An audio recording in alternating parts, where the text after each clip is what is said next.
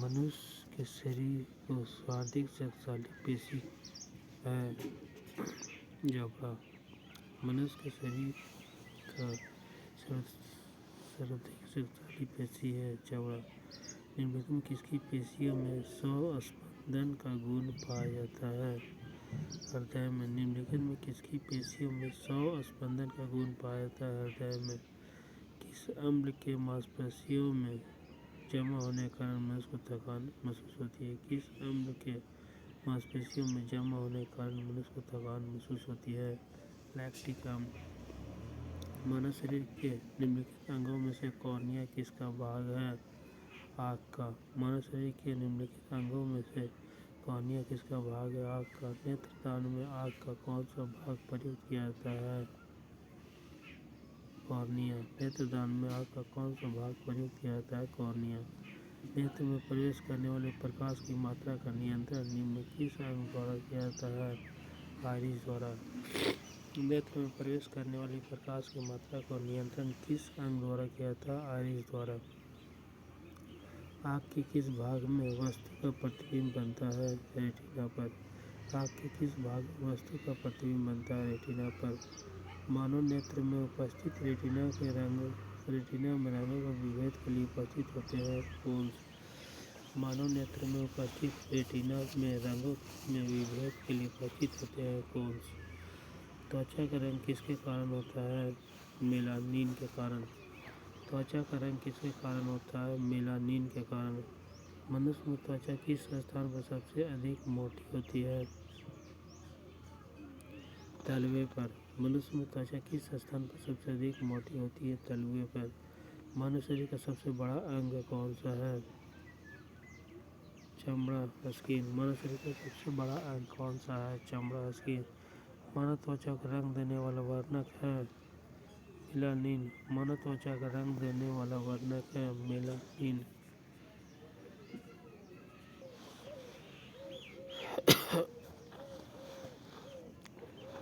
त्वचा के ऊपरी सतह कहलाती है एपिडर्मिस। त्वचा की ऊपरी सतह कहलाती है एपिडर्मिस। निम्नलिखित में कौन सा पदार्थ मानव शरीर में सबसे अधिक कठोर है? दंत वल्क। निम्नलिखित में कौन सा पदार्थ मानव शरीर में सबसे अधिक कठोर है? दंत वल्क। मनुष्य के आंसू में कौन सा एंजाइम पाया जाता है जिससे जीवाणु मर जाते हैं? लाइसोजाइम। मनुष्य के आंसू में कौन सा जीवाणु पाया जाता है मनुष्य के आंसू में कौन सा एंजाइम पाया जाता है जिससे जीवाणु मर जाते हैं? लाइसोजाइम। मानव शरीर से कौन सा अंग का प्रत्यारोपण नहीं किया जाता है? मस्तिष्क। मानव शरीर में कौन सा अंग का प्रत्यारोपण नहीं किया जाता है? मस्तिष्क। मानव शरीर का कौन सा पुनरुत्पादन को प्रदर्शित करता है? यकृत। मानव शरीर का कौन सा अंग पुनरुत्पादन को प्रदर्शित करता है? यकृत। किसी प्राणी के शरीर के समस्त भार का अधिकांश भाग होता है? जल। किसी प्राणी के शरीर का अधिकांश भाग होता है? जल। मनुष्य के रक्त का कौन सा समूह सर्वदाता है? ओ। मनुष्य के रक्त का कौन सा समूह सर्वदाता है? ओ। पाचन के रसों में निम्नलिखित कौन सा अम्ल पाया जाता है? हाइड्रोक्लोरिक अम्ल। पाचन के रसों में निम्नलिखित में कौन सा अम्ल पाया जाता है? हाइड्रोक्लोरिक अम्ल। मानव का मस्तिष्क लगभग कितने ग्राम का होता है? 1350 ग्राम। मानव का मस्तिष्क लगभग कितने ग्राम का होता है? 1350 ग्राम। सामान्यतः मानव शरीर का तापक्रम होता है 120/80। सामान्यतः मानव शरीर का तापक्रम होता है 120/80। Blood pressure. रक्त शुद्ध करने वाला अंग है वृक्क, किडनी।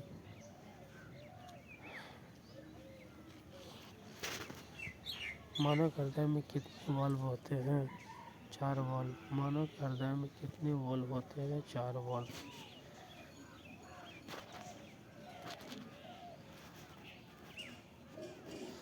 ईईजी का प्रयोग किसकी गतिविधि दर्ज करने के लिए किया जाता है? मस्तिष्क।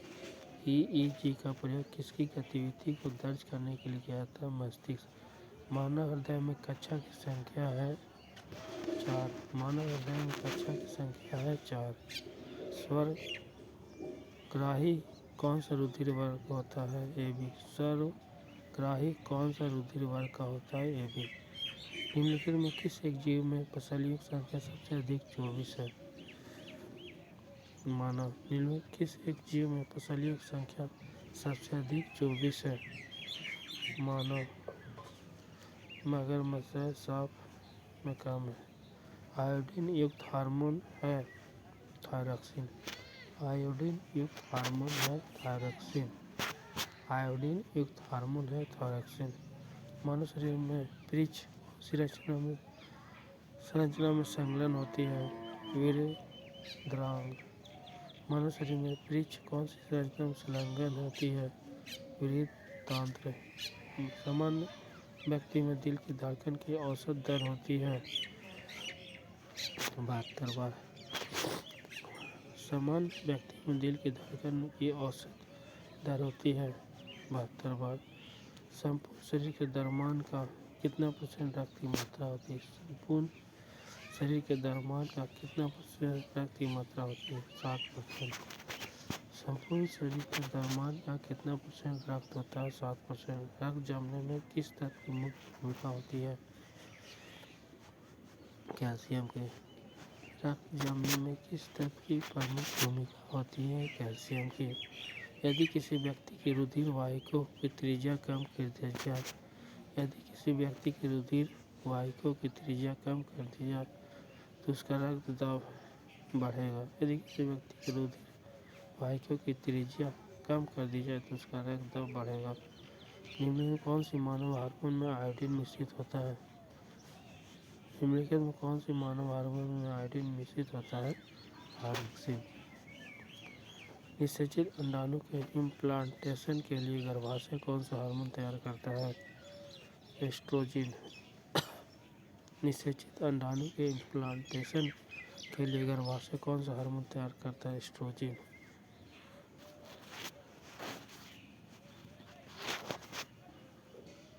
मनुष्य के शरीर में पेशियों की कुल संख्या होती है 639। मनुष्य के शरीर में पेशियों की कुल संख्या होती है 639। मनुष्य में मेरुदंड में कितनी जोड़ तंत्रिका निकलती है? 31। मनुष्य में मेरुदंड में कितनी जोड़ तंत्रिका निकलती है? 31। प्रतिवर्ती क्रियाओं का नियंत्रण केंद्र कहाँ होता है? कशेरुक रज्जु पर। प्रतिवर्ती क्रियाओं का नियंत्रण केंद्र कहाँ पर है? कशेरुक रज्जु में। संसार का सबसे बड़ा परितंत्र है सागर। संसार का सबसे बड़ा परितंत्र है सागर। वायु एवं जल की क्रिया द्वारा भूमि का घटाव कहलाता है अपरदन। वायु एवं जल की क्रिया द्वारा भूमि का घटाव अपरदन कहलाता है। हाइड्रो मतलब जल, फाइट मतलब पौधे। हाइड्रोफाइट कहते हैं जलीय पौधे को। हाइड्रोफाइट कहते हैं जलीय पौधे को। निम्नलिखित में कौन सा पौधा मरुविद है? करेल। निम्नलिखित कौन सा पौधा मरुविद है? करेल। निम्नलिखित में से कौन सा पौधा मरुविद है जो रेगिस्तान में उगता है? करेल। पर्यावरण के अजैव अवयव का उदाहरण है वायु। पर्यावरण के अजैव अवयव का उदाहरण है वायु। सौर ऊर्जा का सबसे बड़ा यौगिकीकरण कौन है? हरे पौधे। सौर ऊर्जा का सबसे बड़ा यौगिकीकरण कौन है? हरे पौधे। एपीफाइट्स बहुत अधिक विकसित होते हैं ऐसे पौधे जो अन्य पौधे पर निर्भर करते हैं यांत्रिक मदद हेतु। एपीफाइट्स बहुत अधिक विकसित होती ऐसी पौधे जो अन्य पौधे पर निर्भर करते हैं यांत्रिक मदद हेतु। रेगिस्तान में पैदा होने वाले पौधे कहलाते हैं जीरोफाइट्स। रेगिस्तान में पैदा होने वाले पौधे कहलाते हैं जीरोफाइट्स। पारिस्थितिक निकाय की संकल्पना को प्रतिपादित किया था ग्रिनेल्स ने। पारिस्थितिक निकाय की संकल्पना को प्रतिपादित किया था ग्रिनेल्स ने।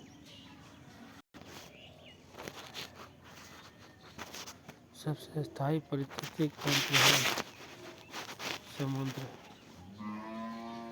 इनमें कौन सा कृषि कार्य पर्यावरणीय दृष्टि से उपयुक्त है? कार्बनिक कृषि। निम्न में कौन सा कृषि कार्य पर्यावरणीय दृष्टि से उपयुक्त है? कार्बनिक कृषि। धूल प्रदूषण रोकने के लिए उपयुक्त बीज है? नीम का बीज। धूल प्रदूषण रोकने के लिए उपयुक्त बीज है? नीम का बीज। धूल प्रदूषण रोकने के लिए उपयुक्त बीज है? नीम का बीज। वायुमंडल में उपस्थित ओजोन परत अवशोषित करती है अंटार्कटिका के ऊपर। वायुमंडल में उपस्थित ओजोन परत अवशोषित करती है अंटार्कटिका के ऊपर। वैश्विक तापन के फलस्वरूप हो सकता है तटरेखा में परिवर्तन। वैश्विक तापन के फलस्वरूप हो सकता है तटरेखा में परिवर्तन। मानव जनित पर्यावरण प्रदूषण कहलाते हैं परजैविक। मानव जनित पर्यावरण प्रदूषण कहलाते हैं परजैविक। मानव जनित पर्यावरण प्रदूषण कहलाते हैं परजैविक। ऊर्जा के किस रूप में प्रदूषण की समस्या होती है? नहीं होती है सौर में। ऊर्जा के किस रूप में प्रदूषण की समस्या नहीं होती है? सौर में। निम्नलिखित में कौन अधिकतम ध्वनि प्रदूषण का कारण है? जेट उड़ान। निम्नलिखित में कौन अधिकतम ध्वनि प्रदूषण का कारण है? जेट उड़ान। निम्नलिखित में कौन अधिकतम ध्वनि प्रदूषण का कारण है? जेट उड़ान।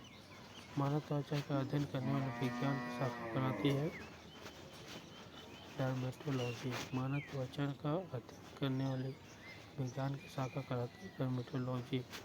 अस्थियों का अध्ययन विज्ञान की किस शाखा के अंदर किया जाता है? ऑस्टियोलॉजी। अस्थियों का अध्ययन विज्ञान की किस शाखा के अंतर्गत किया जाता है? ऑस्टियोलॉजी। जीवों के संक्रमण के विरुद्ध प्रतिरोध का अध्ययन किया जाता है इम्यूनोलॉजी। जीवों के संक्रमण के विरुद्ध प्रतिरोध का अध्ययन किया जाता है इम्यूनोलॉजी। रक्त में एंटीबॉडी का एंटीजन के अध्ययन को क्या कहते हैं? सीरोलॉजी। रक्त में एंटीबॉडी एवं एंटीजन के अध्ययन को क्या कहते हैं? सीरोलॉजी। मछलियों से संबंधित अध्ययन कहलाता है इक्तियोलॉजी। वंशागति के नियम को अध्ययन को कहते हैं आनुवांशिकी।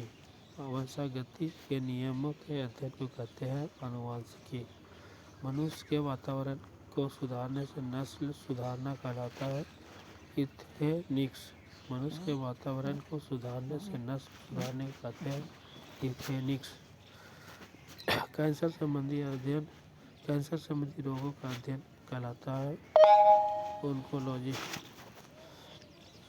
कैंसर संबंधी रोगों का अध्ययन कहलाता है ओंकोलॉजी। जेनेटिक्स में किसका अध्ययन किया जाता है? आनुवंशिकता एवं गुणसूत्र का।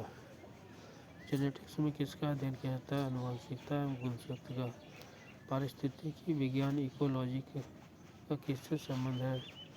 शरीर संरचना और वातावरण। पारिस्थितिकी विज्ञान इकोलॉजी का किससे संबंध है? शरीर संरचना और वातावरण। जनसंख्या का अध्ययन कराता है डेमोग्राफी। जनसंख्या का अध्ययन कराता है डेमोग्राफी। रेबीज के टीके की खोज किसने किया? पाश्चर ने। रेबीज के टीके की खोज किसने किया? पाश्चर ने। आधुनिक एंटीसेप्टिक सर्जरी के जनक है लिस्टर। आधुनिक एंटीसेप्टिक सर्जरी के जनक है लिस्टर। आधुनिक एंटीसेप्टिक सर्जरी के जनक है लिस्टर। किसके द्वारा आनुवंशिकता के विज्ञान को आनुवंशिकी कहा गया है? वाटसन। किसके द्वारा आनुवंशिकता के विज्ञान को आनुवंशिकी कहा गया है? वाटसन। किसके द्वारा आनुवंशिकता के विज्ञान को आनुवंशिकी कहा गया है? वाटसन। रक्त समूह के आविष्कारक है लैंडस्टीनर। रक्त समूह का आविष्कारक है लैंडस्टीनर। रक्त समूह के आविष्कारक है लैंडस्टीनर। हृदय का पहला प्रतिस्थापन किसके द्वारा किया गया? Doctor Christian Barnard. हृदय का पहला प्रतिस्थापन किसके द्वारा किया गया? Doctor Christian Barnard. रक्त का पहला प्रतिस्थापन किसके द्वारा किया गया? Doctor Christian Bernard.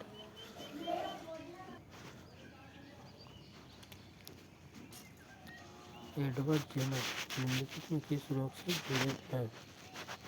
चेचक। एडवर्ड जेनर निम्नलिखित में किस रोग से जुड़े हैं? चेचक। विकास का सिद्धांत किसके द्वारा विकसित प्रतिपादित किया गया? डार्विन के द्वारा। विकास का सिद्धांत किसके द्वारा प्रतिपादित किया गया था? डार्विन के द्वारा। हिस्टोलॉजी शब्द का प्रयोग सर्वप्रथम किसने किया था? मेयर ने। हिस्टोलॉजी शब्द का प्रयोग सर्वप्रथम किसने किया था? मेयर ने।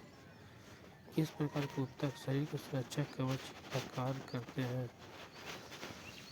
एपिथेलियमी ऊतक। किस प्रकार के ऊतक शरीर की सुरक्षा कवच का कार्य करते हैं?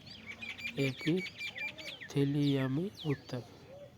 निम्नलिखित में कौन सा ऊतक घाव भरने में सहायक होते हैं? एपिथेलियमी